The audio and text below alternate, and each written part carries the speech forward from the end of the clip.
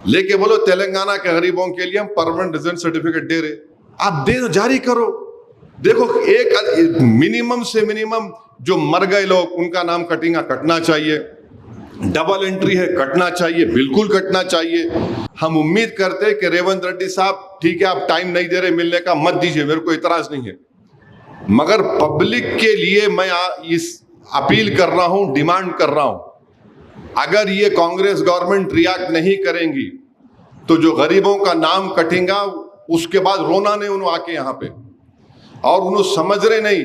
और टीआरएस वाले तो खैर बेचारे उन्होंने भी एक अजीब है, अरे तुम मेन अपोजिशन है बाबू, तुम 10 साल हुकूमत करे, लेटर लिखो इलेक्शन कमीशन को कि भाई ये 3 डॉक्यूमेंट नहीं है हमारे पास। अस्सलाम वालेकुम नाज़रीन, जैसा कि आप और जानते हैं कि कल एक इंटरव्यू अनीस भाई का हमने रिलीज़ किया था जिसमें कई एक अहम मुद्दों पे बात हुई थी, लेकिन उसके बाद नया अपडेट कुछ इस तरह आया है कि हालिया दिनों में जिस तरह दूसरी रियासतों में एसआईआर हुआ, फिर इलेक्शन हुआ, उसके रिज़ल्ट आए, तो उसी सिलसिले में बात करेंगे। फिर तेलंगाना हुकूमत क्या कर रही है, फिर हमारे हैदराबाद के एमपी बैरिस्टर असदुद्दीन ओवैसी साहब का एक बयान जारी हुआ, उसके ऊपर बात करेंगे। अनीस भाई, सबसे पहले तो जो एसआईआर का मामला चल रहा था, कल आपका जो इंटरव्यू हम रिलीज़ करे थे उसके बाद नए अपडेट भी आए हैं,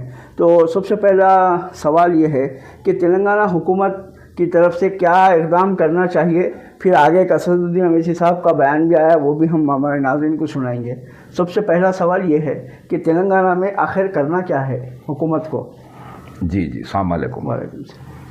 आप जो वीडियो में बता रहे हैं जी, इसमें असद साहब क्लियर कट बोल दे रहे हैं जी कि पीआर दो पहले, बिल्कुल, क्योंकि कल हम जब बात कर रहे थे इस पे बात हुई थी कि कई लोग जिसका 2002 का नाम अलग है, आज का नाम अलग है, बिल्कुल, ये खुद कल के दिन उनको प्रॉब्लम बनेगा, और गवर्नमेंट ये बोल रही कि जो है हम जो है डबल वोटर को निकालना चाह रहे हैं और जो मर गए उनके नामा निकाल देना चाह रहे हैं। बात तो देखने में बुरी नहीं है, मगर उसको बता के लाखों की पब्लिक को परेशान करे। जैसे आज जो धरने हो रहे हैं या जो पब्लिक परेशान है, मिसाल ले लो वेस्ट बंगाल की, जहाँ पे 90 लाख लोग एसआईआर में आउट हो गए। ये ना तो डबल वोट के है ना तो मरे हुए लोग हैं। मरे हुए लोग 2-4 लोग वो तो आउट होंगे, जिसका डबल है उन तो खामोश होगा और एक नाम आ गया, मगर ये वो लोग हैं जिसको एसआईआर के वो टैली से टैली नहीं होने की वजह से निकाल दिए। जी, अब जब कल पूरी मुकम्मल बात हुई थी इसके ऊपर, नामों में कैसे हो रहा, क्या हो रहा, कितनी गलती हो रही,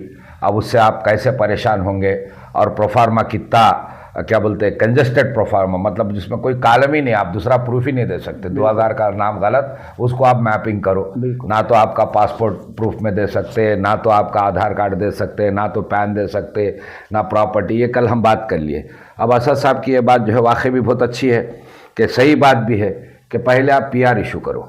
अब क्योंकि सेंट्रल गवर्नमेंट एक गलत इंटेंशन से दे रही, तो स्टेट गवर्नमेंट का काम है कि हम एसआईआर को तो एतराज़ नहीं कर सकते, मतलब कोई पॉलिसी सेंट्रल गवर्नमेंट की है उसको आप एतराज़ तो नहीं कर सकते, मगर इतना तो कर सकते कि हम आपको सपोर्टिंग में ये कर रहे हैं, आप एसआईआर फॉर्म में इंक्लूड करो। हम यहाँ पे पहले पीआर का सर्वे कर लेते, हर आदमी की परमानेंट रेजिडेंसी देते, और पब्लिक को भी चाहिए कि वो अपना बर्थ सर्टिफिकेट चाहे उस वक्त नहीं भी निकाले, 50 साल पुराना भी, उसके लिए आरडीओ के पास जाना पड़ता, म्यूनसिपालिटी नहीं बल्कि आरडीओ फॉरवर्ड करता, ऐसा निकाल लेना। क्योंकि इसमें बादफ्ता एक हिडन इंटेंशन आपको हमारे को दिख रहा, बिल्कुल, क्योंकि बिल्कुल खुली बात है, गवर्नमेंट बोली कि मरे हुए लोगों का नाम निकाल देंगे और डबल वोटर का नाम निकाल देंगे, मगर हो रहा क्या, एक जगह असम में जो है करीब 70 लाख लोगों के नाम चले गए, बिहार में 90 लाख बंगाल में 90 लाख लोगों के नाम चले गए, ना तो जो लोग नाम गए ना मरे हुए हैं ना ये है। बिहार में सेम, मेरे को फिगर याद नहीं है, वो भी 50-60 लाख, सेम तेलंगाना में भी कल के दिन ये होगा, पूरे हिंदुस्तान में। अब पुराने चीज़ों को रख के जो एसआईआर फॉर्म से हमारे को इतना खतरा है, जो एसआईआर के नाम से हमारे को जो है हमारे हाथों से हमारे को दफन किया जा रहा, तो और सेंट्रल गवर्नमेंट का एक हिडन जाल है, लिहाजा वो सुनेंगी नहीं, वो सुनेंगी नहीं। अब जो बैरिस्टर साहब बात बोले उस बात के ऊपर हम सब जो है कायम हो जाना और उस बात की मांग करना, और स्टेट गवर्नमेंट से सारे पार्टियां, सारे जमातें, सारे उलमा मिलके, सारे लीडर, सारे पॉलिटिशियन मिलके मांग करना जी, तो नहीं, इसके लिए क्या इकदाम उठानी चाहिए इन सारे पार्टियों को जो आवाम की फलाह चाहते हैं, बहबूद चाहते हैं? क्या ठोस इकदाम करना चाहिए? देखिए, पहली बात तो हमारे जहन से बात निकाल देना कि कोई पार्टी हमारी भला चाह रही बोले तो मैं नहीं समझता हूँ, ऐसा नहीं चाह रहे। यहाँ पे एक बात, पहले आपके टॉपिक पे आने से पहले एक बात बोल देता हूँ। ममता बनर्जी को नहीं मालूम कि वोट जो है बीजेपी को नहीं जाता, जो मुस्लिम वोट है मेरे को चाहता या कांग्रेस को जाता, मालूम ना। बिहार में नहीं मालूम। असल हिस्सा वो नहीं है।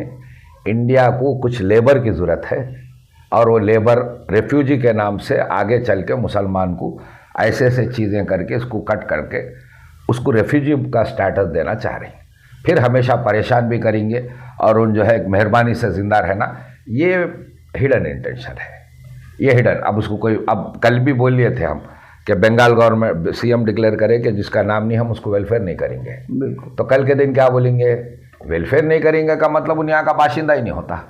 तो कल के दिन ये भी बोलेंगे कि इन जो है सिटीज़न नहीं है उसको हम रेफ्यूजी कार्ड देंगे, अभी नहीं, आप इसका बच्चा यहाँ पढ़ सकता है या नहीं पढ़ सकता, ये कर सकता है नहीं कर सकता, ये सारे चीज़ें आपको ये होंगे। अब हुकूमतें कई जगह नॉन बीजेपी है तो भी ये हो रहा, बिल्कुल, तो भी ये हो रहा। और जो बात हम आप कर रहे हैं, क्या गवर्नमेंट को बड़े बड़े ऑफिसर्स IAS बैठ के है वहाँ पे जो है बड़े बड़े एडवाइजर्स है, क्या उनको नहीं मालूम? मगर वो भी ऐसी चाह रहे। क्यों चाह रहे हैं कि वो बीजेपी का देख रहा हूँगा, मगर इनके भी कंपनियाँ चलना है, इनके भी बड़े बड़े इन्वेस्टमेंट्स पूरे होना है, तो लेबर तबके की ज़रूरत है। तो चलने दो, एक ऐसा पड़ा रहता और हमारी मेहरबानी भी चलती। बीजेपी को बता के आपके खाते पे हाथ डाल लेके आपका इस्तेमाल कर सकते हैं। ये जो है कई लोगों का छुपा हुआ, जिसका नाम सेक्युलरिज्म है, सोशल पार्टी है, सेक्युलर पार्टी है, ये पार्टियां भी इनडायरेक्ट यही चाह रही। इनका लीडर नहीं चाह रहा होगा, इनका लीडर जैसा राहुल गांधी साहब नहीं चाह रहे होंगे, KCR साहब नहीं चाह रहे होंगे, क्योंकि वो पार्टी छोड़ के नहीं जाएंगे। मगर उनके पास जो काम करने वाले MLAs है, उनके पास जो उनके मातहत मिनिस्टर्स है, वो भी यही चाह रहे कि हों दो ये खामोश अनजान होना, फिर आइन टाइम पे बीजेपी को बता के हम वोट बैंक बना लेना। अगर इन आउट हो गया तो इसको ऐसा हमारी गुलामी के लिए ले लेना। ये छुपा हुआ इंटेंशन चल रहा जी। इसको रोकने के लिए करना क्या चाहिए? क्योंकि आवाम आज परेशान है, तो इसके लिए क्या करना चाहिए? तो सही बात है भाई, अगर थोड़ी देर के लिए आप जो है मरे हुए आदमी का नाम वोट निकाल देना चाह रहे हैं और जो डबल निकाल दें, मगर इसके नाम से मेरा कट हो रहा और हमेशा का भी प्रॉब्लम खत्म होना। अगर गवर्नमेंट नहीं, आज नहीं भी तो हम ही डिमांड करना कि भाई मेरे को परमानेंट PR दो, उसके बाद SIR करो, उसके बाद SIR करो। और 4 जगह का ये है, सीधी बात है। वहाँ पे जो आज जो परेशान है 90, वो मरे हुए लोग नहीं है। अब उसकी तो मैं मिसाल दे सकता हूँ ना, बिल्कुल भाई ये है। और थोड़ी देर के लिए धरने करो, ख़त्म होने तक करो और बादाफ्ता करो। मेरा नाम आज 2000 क्या बोलते 26 में ये है, 2002 में यूँ है। कल हम बात कर लिए, कई लोगों की मिसाल दे लिए। जुबेर को जो है वहाँ पे जा से लिखा, फिर बाद में ट्रांसलेट ऐसा करा, यम का कहीं MD को है YAMDA कर दिया, कहीं जो है यम को YAM ए को जो है AAE बोल के लिख दिया, तो ये नाम हो गया। तो ये सब रख के वो का उसका एक प्रिंट इसका एक प्रिंट ले लो, धरने में जो है बादाफ्ता अपना प्ले कार्ड पे वही लिखो 2002 का अनीस और 2006 का अनीस क्या है। हाँ, उस वक़्त जो है मैं यामडी समी हूँ, आज जो है मोहम्मद समी खां हूँ। इतना डिफरेंस है, ये पहले करेक्ट करो। इसके लिए फिर कल और एक कुछ छेड़खानी नहीं निकलना, इसके लिए परमानेंट रेजिडेंस दो, उसके बाद PR करो। आज तो असदुद्दीन ओवैसी साहब का जो बयान आया, तो इसको आप चाह रहे हैं कि एक पब्लिक तहरीक बनाया जाए, अवामी तहरीक? देखिए, बात असद साहब की, मेरी या किसी और लीडर की नहीं है। आपको बगैर पब्लिक तहरीक बने की, बगैर धरना दिए के, बगैर आप कुर्बानियाँ दे के आपके मसले हल नहीं होते। आप जाके रेफरेंट देते। इससे पहले कल भी बोली हम तेलंगाना होना बोल के रेफरेंट तो हज़ारों खत दिए होंगे। इससे थोड़ा ही होता भाई, कभी ट्रेन रोके, कभी अदालत की कार्रवाई को रोके, कभी बसों को रोके, कभी जो है धरना दिए, कभी मीटिंगां लगाए, हर तबके को उठाए, रोज़ मसरूफ़ करे, कभी स्कूल बाइकाट बोले। ऐसे आप भी क्या करो, एक दिन एक धरना दो, एक दिन कलेक्ट्रेट पे धरना करो, और ये काम हल होने तक आप उठो मत। सिंपल क्या करो, कलेक्ट्रेट पे एक बॉडी को जाके बोलो। आज भाई तकलीफ जब होती तो हर एक उठता।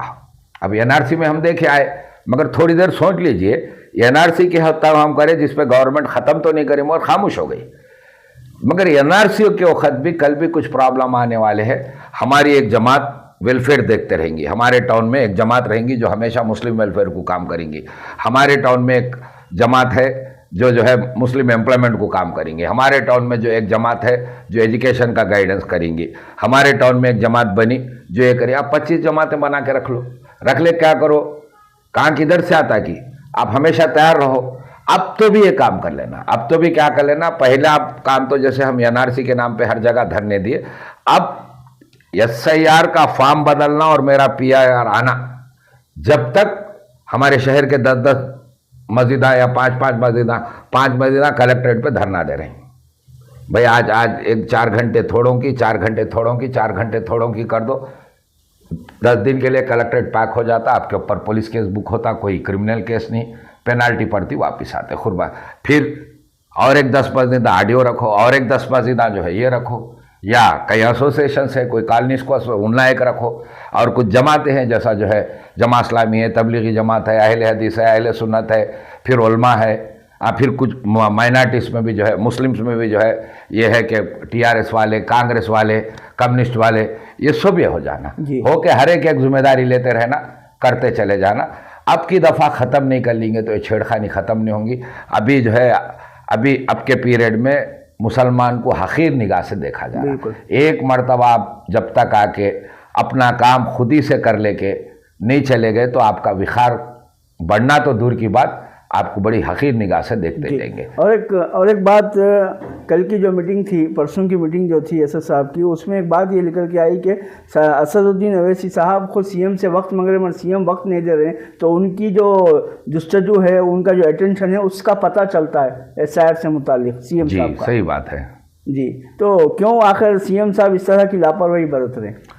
देखिए साहब, जो पब्लिक एक्टिव नहीं रहती उनके साथ आप लापरवाही रहते हैं, ये इंसानी फितरत है। CM ही नहीं, हर इंसान की फितरत है। अगर आप वोट के नाम से डरा रहे हैं, आप बोलेंगे मैं वोट, मगर थोड़ी देर के लिए कांग्रेस बोल के आएंगी, माइनॉरिटी वोट मांग लेंगी, ये इशू अलग वो इशू अलग, उस वक्त आएंगी नहीं CM साहब तो मसरूफ़ थे, BJP बहुत गलत कर रही वो, तो आप BJP को देख के डालना पड़ेगा। तो बात इसको ख़त्म करके क्या करो, आप रोडों पर आने का सीखो, तो आपकी विखार बढ़ेगा, आपकी इज्जत बढ़ेगा, और जो आदमी कुर्बानी वाला रहता उसकी कदर होगी। खाली बैठ के बातें करने वाले, ये ऐसा हुआ ड्राइंग रूम रिफॉर्मर से कुछ भी नहीं होगा जब तक रोडों पे लोग नहीं आए। सेम NRC के लिए आप रोडों पे आए, हालांकि ऐसी कोई तगड़ी जमातें हमारे पास नहीं थी, है उस पर इतना तो गवर्नमेंट को मैसेज चलेगा कि और ज़्यादा हुआ तो ये लोग हिलने वाले नहीं हैं, तो उससे क्या होगा, गवर्नमेंट पीछे। अब की दफ़ा एक मैसेज दो, अब की दफ़ा क्या मैसेज दो, ये फॉर्म बदलना कितनी बड़ी जीत होंगी ये हिंदुस्तान भर के लिए। जैसा तेलंगाना हासिल करना जैसा जीत है, वैसे अब की दफ़ा फॉर्म बदल जाना, बदलने के बाद NRC होना, उससे पहले ये 3 महीने में सबका PR कर दो। 2002 की भी जो है वो लिस्ट को सीधी करो। आज उससे हम वोटा नहीं डाल रहे, बिल्कुल आज उससे वोटा नहीं डाल रहे, यहाँ का जो नाम है वहाँ गलत आ रहा, पहले उसको सीधी करो, ये करो। उसके बाद क्या करो, अभी आपको आदत अगर पड़ गई धरने देने की, आपको मामलों को हासिल करने की आदत पड़ गई, तो आप तरक्की करना शुरू करेंगे। हर मामले को आप इस हिसाब से देखेंगे। आप हमेशा क्या हो रहे हैं कि आपके ऊपर जो जुल्म होता उसके बारे में थोड़ी बात कर रहे हैं, मगर आप तरक्की की बात नहीं करना, आप वेलफेयर की बात नहीं करना, खुद आपका फेल्यूर है। बिल्कुल। तो जब तक ये नहीं करेंगे तो आप तरक्की नहीं करेंगे। तो अब की दफ़ा भी तो ऐसी जमातें बना लो, SIR को हर महिला, हर गली, हर शहर बैठ के 15-15 जमातें, सब तो फिलौकत SIR पे का ये हमेशा आज से लेकर क़यामत तक मुस्लिम एम्प्लॉयमेंट की बात करेंगे, आज से लेकर क़यामत तक मुस्लिम वेलफेयर की बात करेंगे, आज से लेकर क़यामत तक मुस्लिम एम्प्लॉयमेंट की बात करेंगे, आज से लेकर क़यामत तक ये लोग जो है मुस्लिम्स को इंडस्ट्रीज में कैसा लाना ये बात करेंगे, ये लोग फाइनेंस की बात करेंगे, ये लोग जो है डेवलपमेंट की बात करेंगे। आज बना लो, इसके ट्रेनिंग कर लो, कर लिए तो जो है हमेशा के लिए काम आएंगे। अब ये फिलौकत ये क्योंकि एक छेड़खानी चल रही है हमारे साथ, ये SIR पे सब काम करेंगे। ये लोग चल के जो है करना कलेक्ट्रेट पे बस ये ख़त्म हुए तक धरना देते रहेंगे, इसमें हर रोज़ 200-200 लोग बढ़ते चले जाए, बदलते चले जाएंगे। फिर ये MRO पे धरना देंगे, आज ये 50 देंगे, कल दूसरे 50 देंगे, ये 4 मस्जिदा वाले, फिर परसों दूसरे देंगे, ये ख़त्म हो तक होगा। ये RDO धरना देंगे, ये म्यूनसिपाल्टी धरना देंगे। मैन पावर कम नहीं है आपको, एक एक टाउन में जो है 20-20 हज़ार, 50-50 हज़ार मुसलमान है, क्या बोलते हैं 50, 100, 70 मस्जिदा ऐसे हैं। कई बड़े टाउन्स है जिस पे जो है 70 80 100 मस्जिदें भी है, और मामूली तालुक़े भी, अगर बहुत पुराने तालुक़े भी है वहाँ पे भी तो 20-25 मस्जिद हैं। 4-4 मस्जिदें डिवाइड हो गए तो उसके अंदर जो है 2000 लोग निकल गए। 200 लोग डेली आना बोल दो आप, बिल्कुल 2 कम भी आए फ़र्क नहीं पड़ता। आपकी दफ़ा नहीं साहब, ये उठे बांध जाएंगे, हम उठे बांध जाएंगे। तो ये जब तक रहेंगे आप तरक्की नहीं करेंगे। बिल्कुल। तो नाज़रीन, एक अहम गुफ्तगू फिर एक मरतबा, जैसा हमने वादा किया था कि इसके जो भी अपडेट आएंगे वो इंशाल्लाह आप तक पहुंचाते रहेंगे। आइंदा भी जो अपडेट आएगी इंशाल्लाह वो भी आपको पहुंचाएंगे। आज की हमारी गुफ्तगू से बात सामने आई है कि अगर हम ये फॉर्म को बदलने के लिए और जो परमानेंट रेसिडेंट एड्रेस के लिए जो असदुद्दीन अवैसी साहब ने कल बात कही थी, वो आज वक्त की अहम ज़रूरत है, इस पर भी तवज्जो देने की बहुत ज़रूरत है। अस्सलाम वालेकुम व रहमतुल्लाहि व बरकातहू। अस्सलाम वालेकुम।